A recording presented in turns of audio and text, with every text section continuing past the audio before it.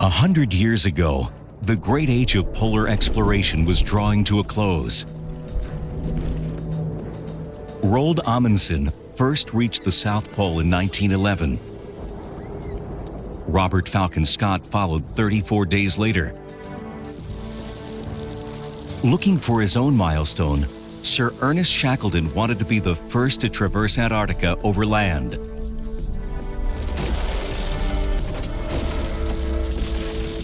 The story of that attempt is one of the most exciting tales of polar exploration ever told.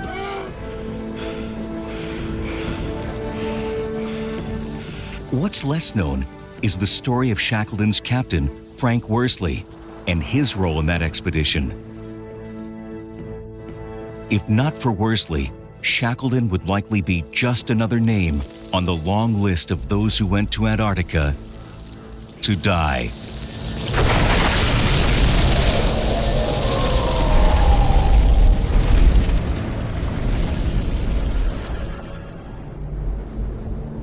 In the early 20th century, Antarctica was the next great frontier. It was just a huge unknown land just waiting to be explored. Amundsen had got to the South Pole in 1911. Scott had got there in 1912 and died. So crossing the Antarctic was the last great challenge in the last place on Earth.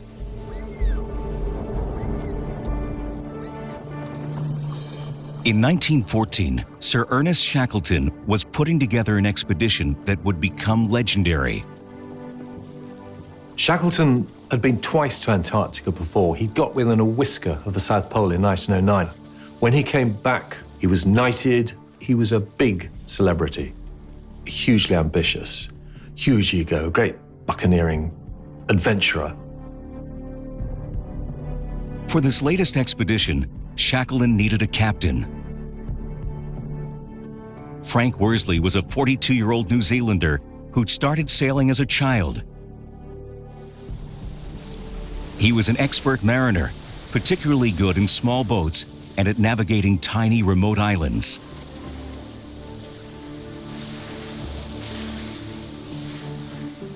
In 1914, he was living in London and wandered into the headquarters of Shackleton's Imperial Trans-Antarctic Expedition. Providence couldn't have provided a better man for the job of captain. When Shackleton hired men, he did it completely with a gut instinct. Worsley was so full of exuberance and enthusiasm for things. And I think Shackleton would recognize that as something that would give a phenomenal amount of lift to an expedition. And he had a very good background as a captain. He had had by then 25 years experience at sea. He had sailed most of the major oceans, and Shackleton hired Frank Worsley then and there as the captain of the ship. Shackleton's plan was ambitious. He'd sail to Argentina and then to a whaling station on South Georgia Island. After provisioning the ship, they'd head to the Antarctic coast and send out a team who'd attempt to be the first to circumnavigate Antarctica by way of the pole. Like many great leaders, Shackleton seems to have had an ability to gather around him a group of people who provided all the talents that he might not necessarily have had himself. And always with himself, Shackleton, as the reflection of all those talents, the focus of attention. The image-conscious Shackleton hired an Australian named Frank Hurley to document the expedition in both still and moving images. Shackleton knew that films would be absolutely key to selling the adventure that he was planning. It was just as it is these days. Sponsorship was key to being able to put anything together. And having a film, especially in those days when film was fairly new, was extremely important. Though no one knew it at the time, Frank Hurley would create a monumental collection of images that told an unbelievable tale.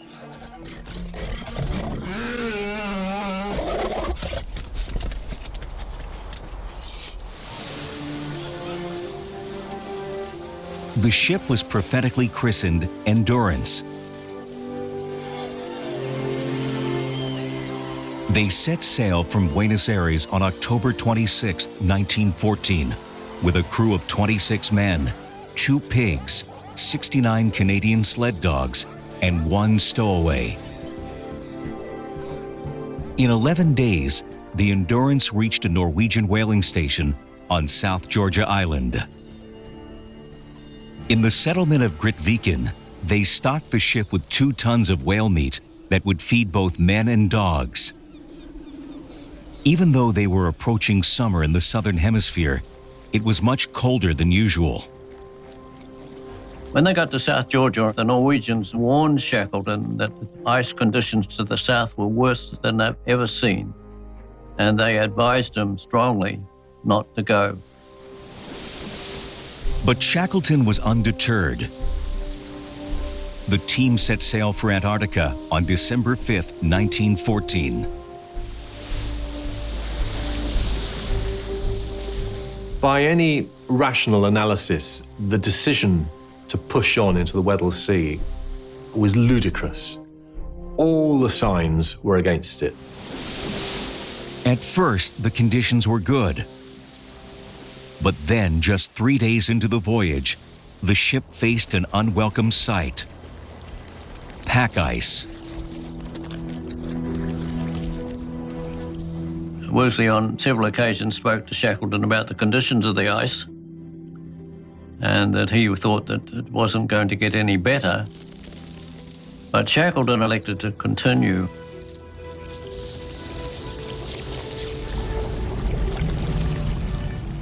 You have to put into context where Shackleton was coming from. He was desperate to get away. He was openly having an affair with an American actress, and so life at home can't have been too rosy. And his brother, Frank Shackleton, was implicated in a fraud. So it was hitting the fan as far as Shackleton was concerned at home. And also it would have been a crushing blow to his ego to turn around and go back. And so, against all common sense, he somehow persuaded his captain Worsley to push on regardless into the ice.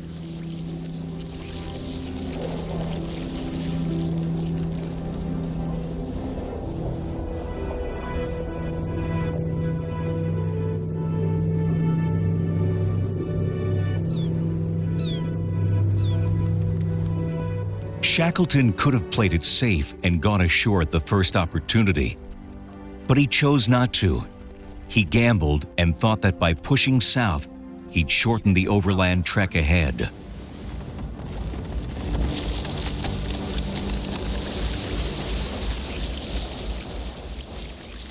Shackleton didn't take the opportunity of going to a relatively close point on the coast that they could see.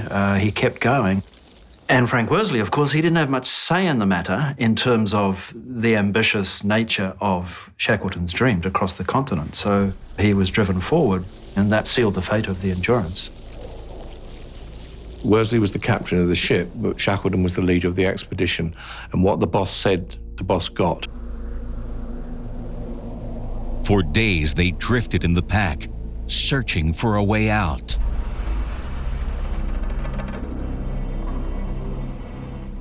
Worsley never ever criticizes Shackleton for basically getting them into this terrible predicament. He seems to have had a willingness to present things in a positive light.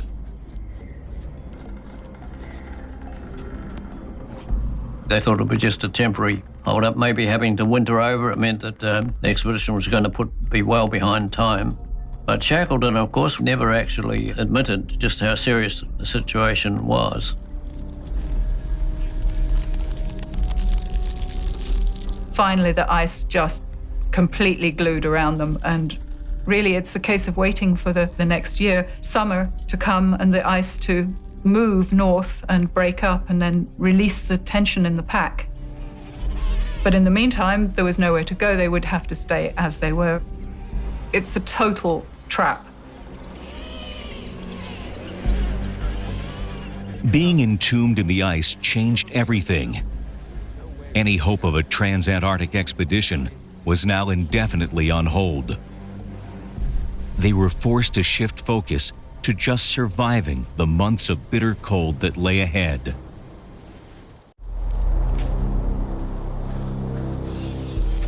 "27 men on board the ship Endurance had put their lives in Shackleton's hands.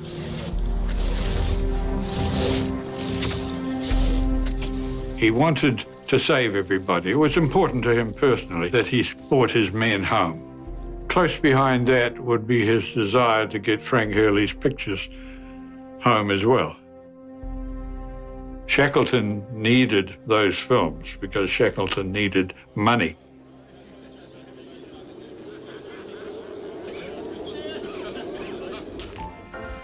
Frank Worsley joked that he'd become captain of a floating hotel. The crew affectionately called it the Ritz. For the first 2 months, they kept busy collecting snow for drinking and bathing, hunting seals and penguins, and keeping the Endurance ship shape. The situation was serious, but the men put on a brave face. Shackleton knew the need to keep men busy. Insanity wasn't by any means unknown on a ship. You have very little room to escape. The cook did his part in the galley, baking a dozen loaves of bread a day and developing a talent for preparing penguin, which had just enough vitamin C in it to prevent the men from getting scurvy.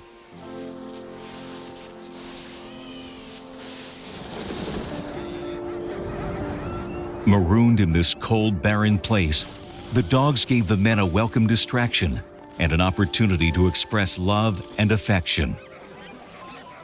The dogs must have been such great companions, and that would have helped them enormously. They were exercising them, and the dogs were everything for them. Much more than their working dogs, they were their pets.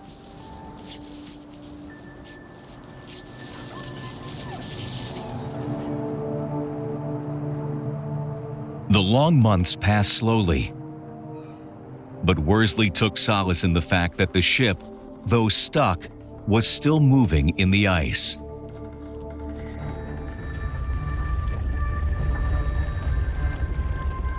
The Weddell Sea has what they call a gyre, and that is a current that rotates clockwise. And measuring that gyre was something that Captain Worsley was doing all the time. Well, these ice floes are so large, and yet they are still moving in this gyre. They're rafting up on top of each other at times. Pressure just builds and builds and builds.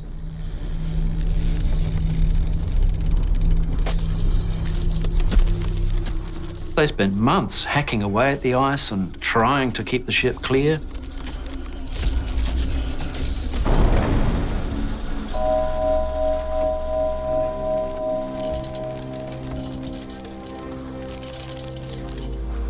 But pickaxes were no match for the force of the ice-locked wooden ship. And 6 months after being stranded, it was clear that the Endurance would not survive. The weight behind these ice floes was just immense. The grip just got too strong, of course, and gradually started tilting the ship, and being a wooden ship, it eventually started crushing it, of course.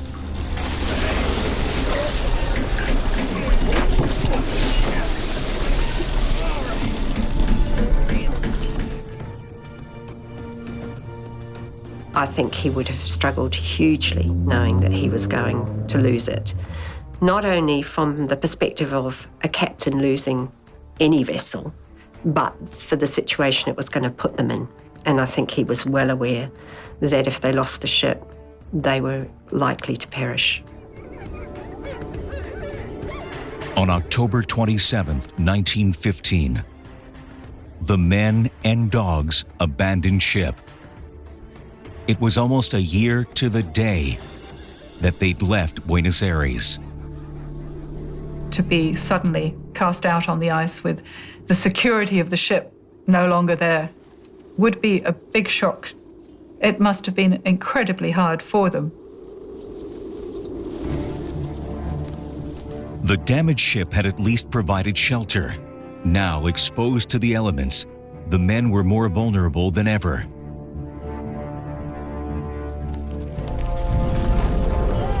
Living in thin linen tents, they were forced to camp on ice floes that shifted and cracked beneath them.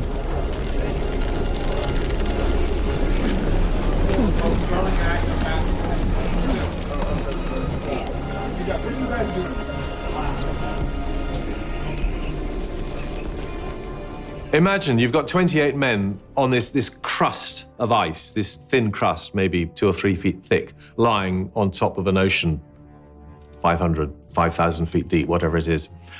But that's not just a smooth plain of ice. The ocean currents and waves cause it to buckle and crack and to rear up in great ridges and hummocks.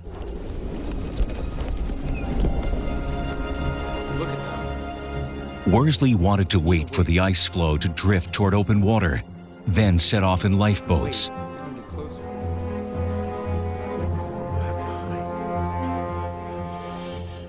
But Shackleton wanted the crew to march to Paulet Island, more than 300 miles away, in search of shelter.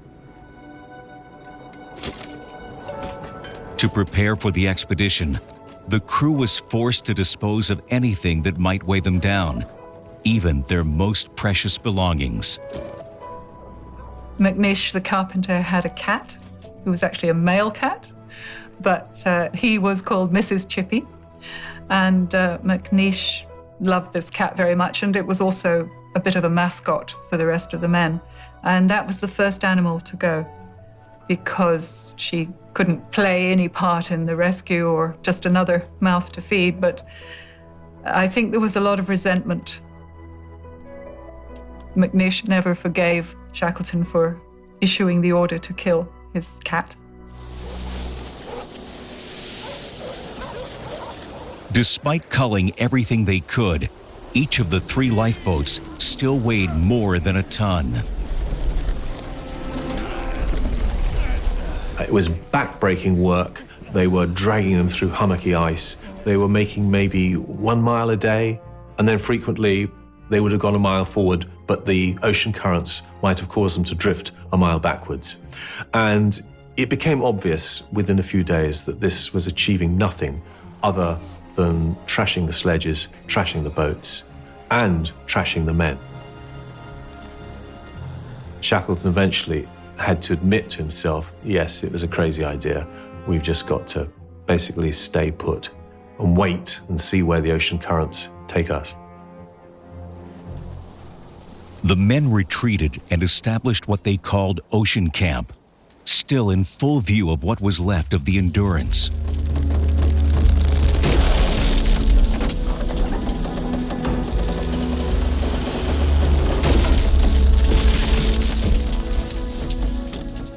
Over the next 2 months, they watched their ship succumb to the pack ice.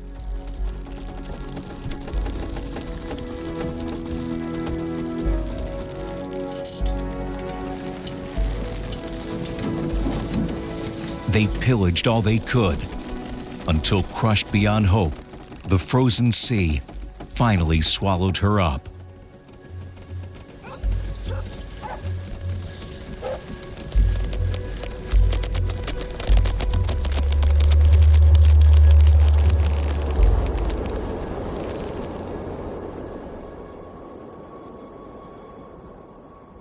He must have felt a little bitter, because he probably felt if his advice had been followed, they may not have got into that particular situation.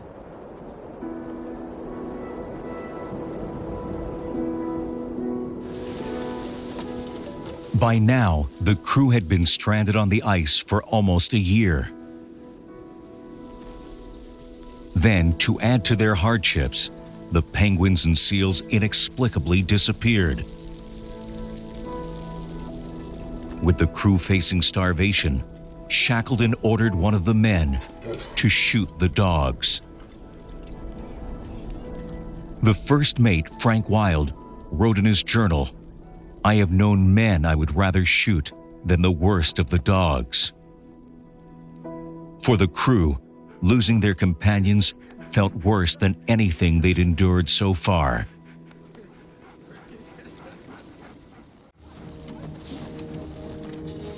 On April 9th, after many long, agonizing months had passed, the ice finally began to break up, enough for the men to launch their lifeboats in search of dry land.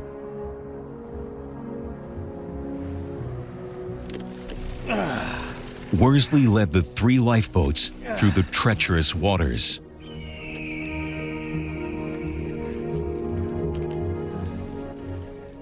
It would have been extremely difficult because they weren't yet in open sea. They had all the risks of the ice, and this is where they had to have faith in Captain Worsley. Shackleton was the big picture man, and in terms of small boats, Worsley had far more experience. And of course, he knew how to navigate.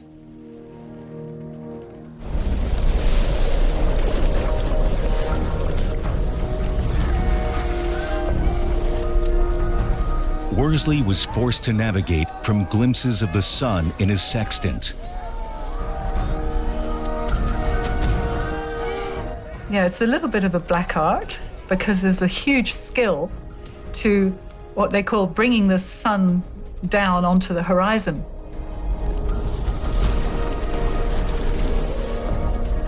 If you're on a boat that's leaping from wave top to wave top, the horizon is all over the place.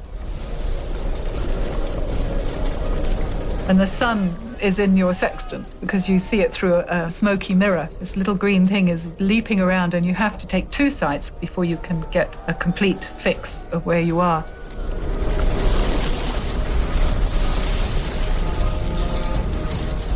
After 3 punishing days of rowing, Worsley calculated that the surging currents had actually pushed the boats back 30 miles. He and Shackleton kept this information from the crew and decided to change course.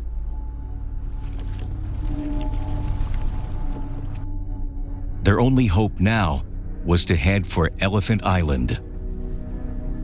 Elephant Island is a dot.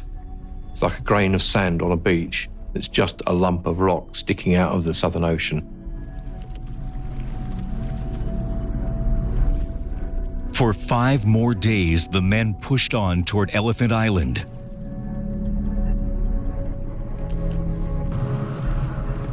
Fresh water was in short supply. They had resorted to chewing on raw seal meat for the blood. And they were slowly freezing to death.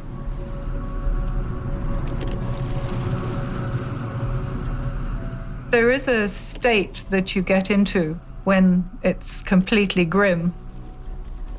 Life just doesn't seem that important. That's where the leadership was so key. Captain Worsley, who was on the helm for 40 hours non-stop, they had to bend him back into position to straighten him out so that he could sleep, because physically he had just formed into that frozen V shape of clutching the tiller.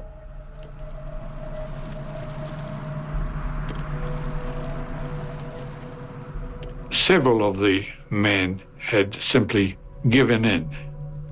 They had no spirit. Finally, Elephant Island came into view.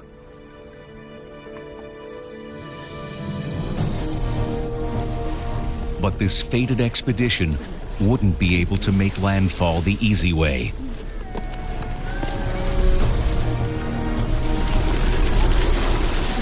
A brutal storm blew in, and they lost sight of the island completely. And that's when I think his true seamanship would have come to the fore. And this is where they began to realize just what a very, very special man he was.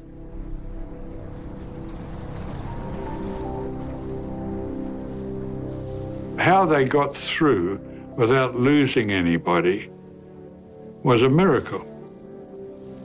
By now, the crew of the Endurance had spent 15 months on the ice and another 7 torturous days at sea. Against the odds, all 28 men landed safely on Elephant Island. But their nightmare was far from over. Most of the island is guarded by 100-foot high ice cliffs. Very steep glaciers come right down into the sea. Elephant Island is an unbelievably violent place.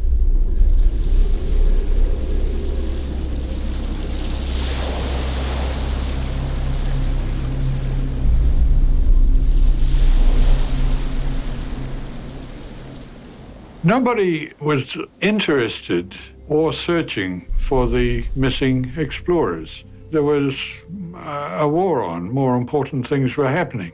I think the assumption by those who even thought about them was that they were dead. Shackleton and Worsley decided a team would need to go for help. Worsley had already been planning way back on the ice before the Endurance sank. He'd been planning contingencies, possibilities. He'd been calculating distances, thinking of how they were going to escape from this terrible predicament. The closest settlement was Port Stanley on the Falkland Islands, but Worsley determined that the winds favored an attempt at South Georgia Island, some 800 miles away.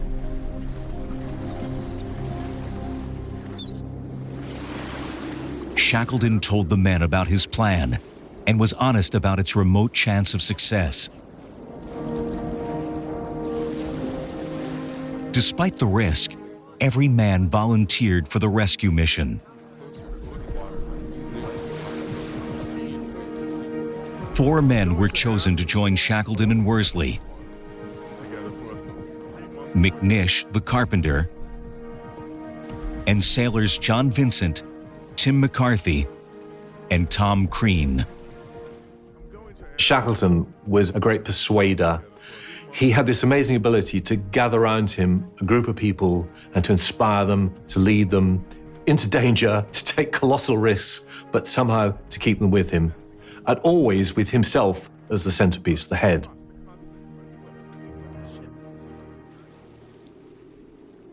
Of the 3 lifeboats available, they decided to take the James Caird at 22.5 feet long. They cannibalized the other 2 lifeboats to strengthen the Caird for the voyage ahead. Shackleton wanted very heavy ballast. Worsley didn't, but Shackleton's word won out. I think Frank Worsley knew that it was a very risky thing to do. In terms of the odds, maybe a 10% chance. But I think they knew it was the only chance.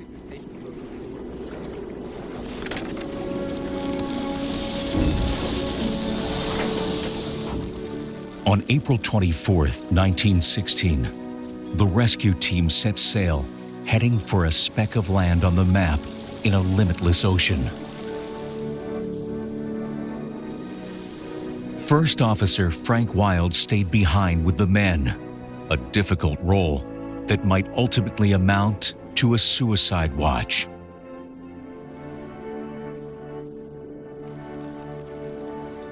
I don't think anyone else could have kept those men together as well as he did. If the plan failed, they'd all perish. There's no doubt about that.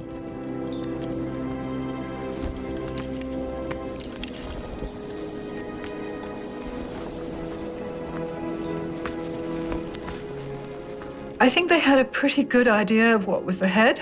800 miles of the world's worst ocean in winter. A lot of ice at first to work their way through. A lot of overcast weather, which meant difficulty in getting sights and knowing where they were. And after 800 miles, an island only 100 miles long, which isn't that big a target.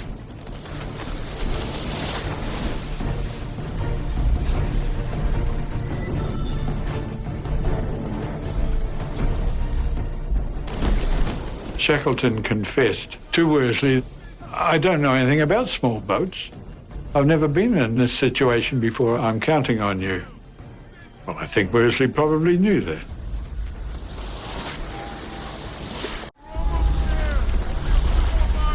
Well on their way, hoping to reach South Georgia, Worsley navigated for 3 days before glimpsing the sun even once.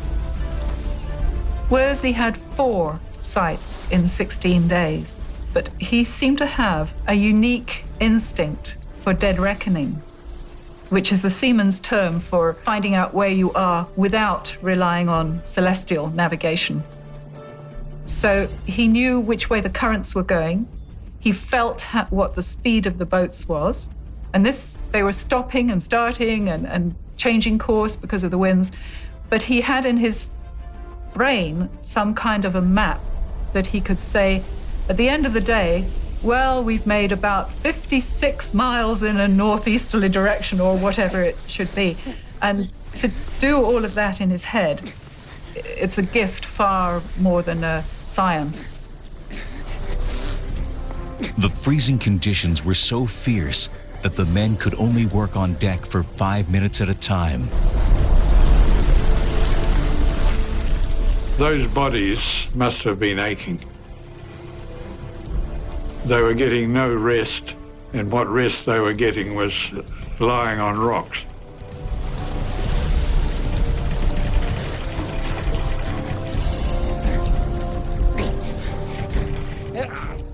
Frank said the only good part of the day was when they were served hot hoosh. The hoosh sounds very unpalatable, but was a life-saving mixture. Hoosh was a hot milk mixed with a substance called pemmican, which was made of dried meat and fat. It provided protein for strength and enough fat to combat hypothermia.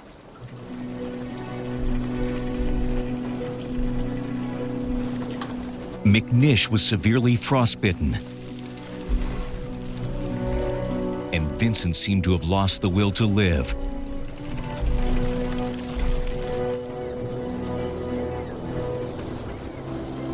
After 13 miserable days at sea, Worsley felt confident they were nearing South Georgia Island.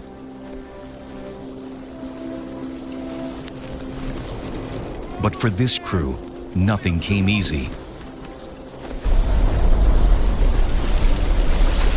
And they were hit by a savage storm.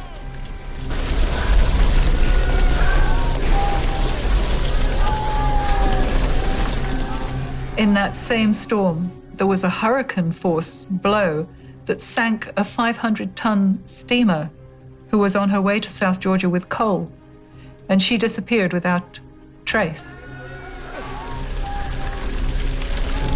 For 2 full days, the crew battled the brutal storm. They could easily have been sunk or smashed against the coast. And a little boat like that doesn't go into the eye of the wind very easily. He alone had the knowledge of how to beat off a lee shore, which is one of the most terrifying things a seaman can ever encounter.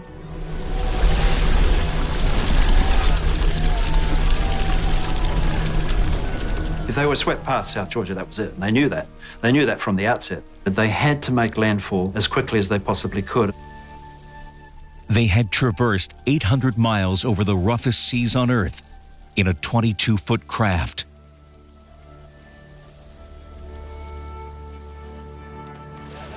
Even today, this voyage is regarded as the greatest small boat crossing in the world.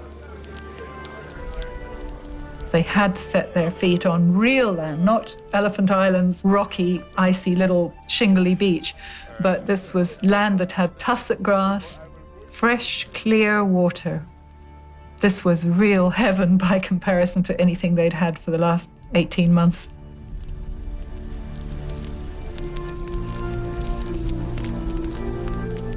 They ate elephant seal heart and albatrosses.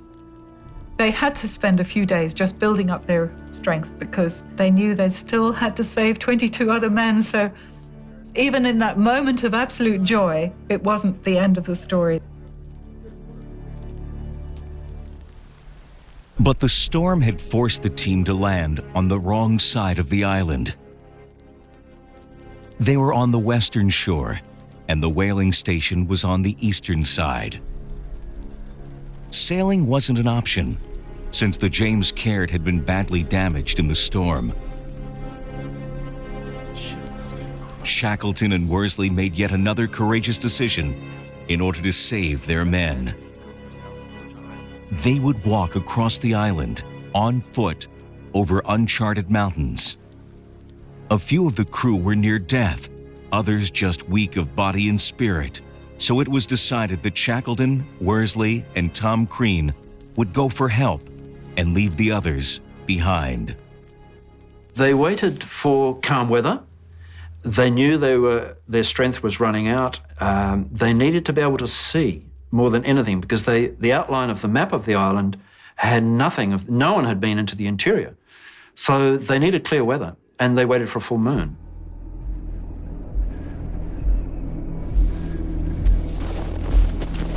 "9 days after making landfall, the storm abated and the three men set off in the middle of the night. They were thin, wasted, and poorly equipped. And the odds stacked against them once more. All hopes rested on Shackleton and Worsley to navigate their way across unexplored mountains and glaciers. They had a 90-foot rope with them, but they didn't have any ice axes. They had a rough carpenter's adze, which they could chop a few steps every so often, perhaps, but...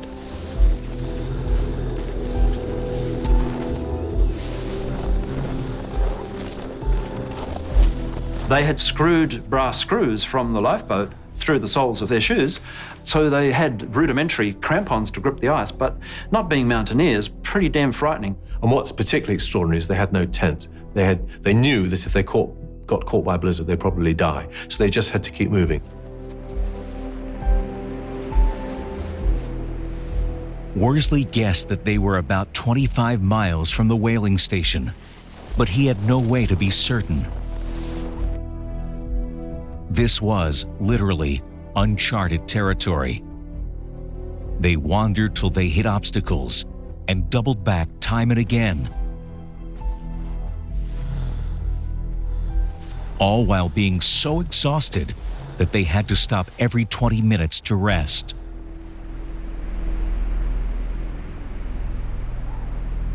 They were so tired that at one point Shackleton told them he'd give them half an hour and let them sleep for 5 minutes, and woke them up and said they'd had their half hour because he was scared that they would not wake up at all.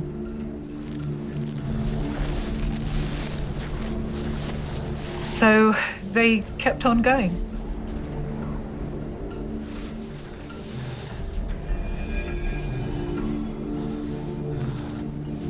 What normally happens when you're traversing a glacier roped up is people don't keep quite the same speed, and then you trip up on the rope and you curse and swear at each other. And Worsley actually mentions this and says how they were so careful not to lose their tempers, still to maintain that sort of calm cheerfulness.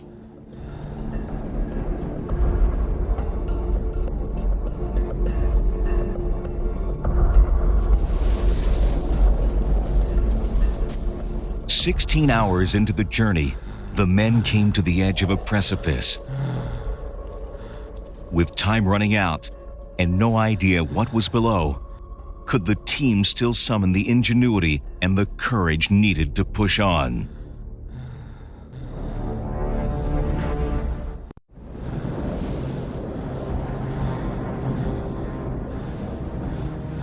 Facing no obvious alternative, the team decided to slide 1,000 feet down the mountain, using only their coiled rope as a sled.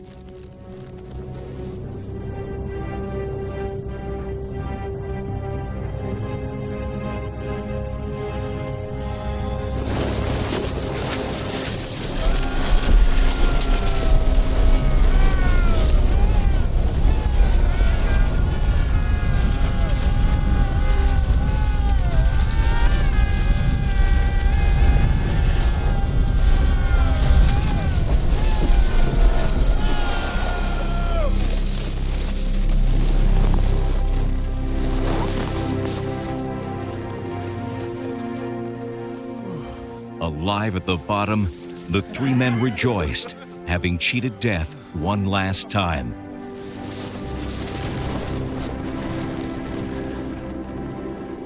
By then, of course, they were utterly driven. They still had another range to cross. They ran out of kerosene halfway across the crossing, so they had their last hoosh. And Shackleton heard the sound of the station whistle at Stromness, he thought. He wasn't sure. That was at 6:30. At 7 o'clock, they all listened.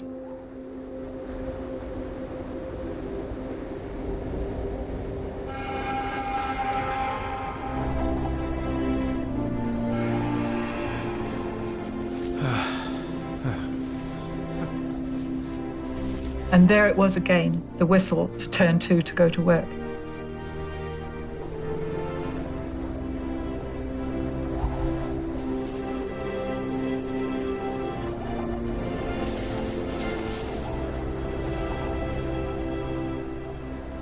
And this was the first sound that they'd heard for 17 months that hadn't been generated by themselves. So that was an absolutely marvelous moment.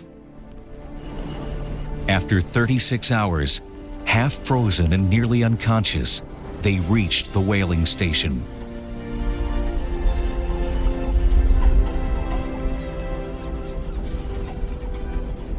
And the sight of men and buildings and all of those things that they'd been without for so long, and that meant safety, and it meant more than anything else, rescue and safety for the other 22 men, which the burden of carrying them, their lives with them, is what kept Shackleton, Worsley and Crean going.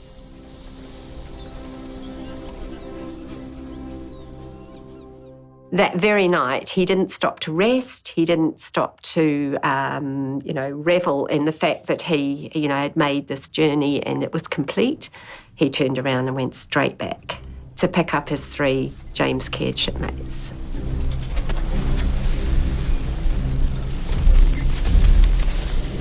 Then began the voyage back to Elephant Island. Week after week, they sailed and were forced to abandon 3 separate attempts to return. Even though Worsley had navigated through these waters 1 month before in the Caird, they were now almost impassable. The pack ice had returned, and even in a steel steamship, they had difficulties. It was a gigantic frustration for Shackleton. The boats or ships were either too small or unsafe to take into icy waters. But Shackleton refused to give up. More determined than ever to honor the promise he made to his men as he left them over 4 months ago. They had no idea whether any of their 22 shipmates were even alive anymore.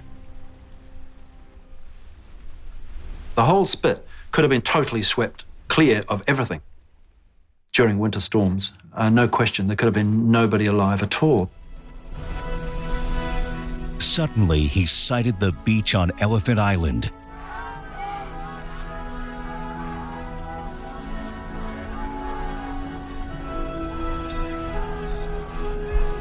Anxiously, he counted. "They're all there, Skipper. They're all alive."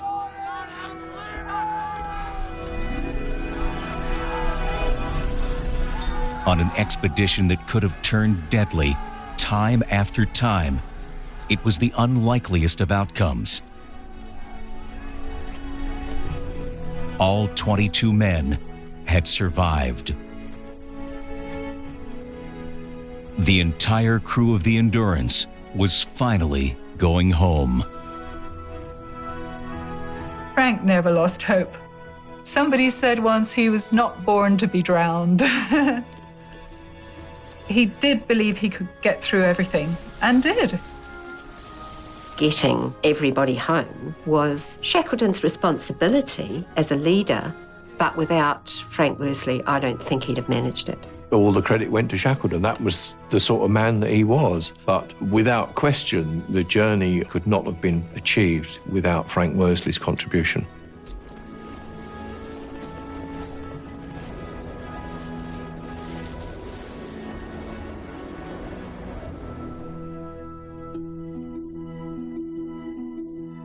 Frank Worsley went on to become a decorated war hero and sailed with Shackleton again on 2 more expeditions.